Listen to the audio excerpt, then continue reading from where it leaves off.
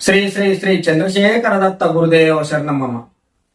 సనాతన ధర్మ ప్రియులారా, మంత్ర జిజ్ఞాసులారా, మోహిని పిచాసి అని, కామ పిచాసి అని మనము వింటూ ఉంటాం అనమాట. ఇవి స్వప్నంలో దర్శనాలుగా వచ్చేసి సంభోగాలు క్రియలు చేసేసి ఆరోగ్యాలు పాడు చేస్తున్నాయి, వీర్యస్ఖలనం అయిపోతుంది, ఈ పీడ వల్ల మాకు కళ్ళు ఎర్రగా అయిపోతున్నాయి, చాలా ఇబ్బందులు పడుతున్నాము, ఆర్థికంగా నష్టపోతున్నాము, సంసారంలో బాగలేదు, ఇవన్నీ కూడా చెప్తూ ఉన్నారు అనమాట. వీటన్నిటికీ ప్రధానంగా మీరు ఏ దేవత ఉపాసన చేసినా గానీ మీ దగ్గరికి దరిచేరవు. కానీ భూత ప్రేత పిశాచాలకు అత్యంత శీఘ్రంగా మనకు సమాధానం ఇచ్చేది మనకు లక్ష్మీ నరసింహస్వామి మంత్రం.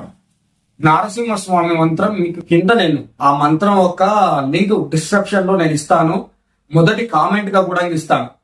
ఈ మోహిని పిచాసి, కామ పిచాసి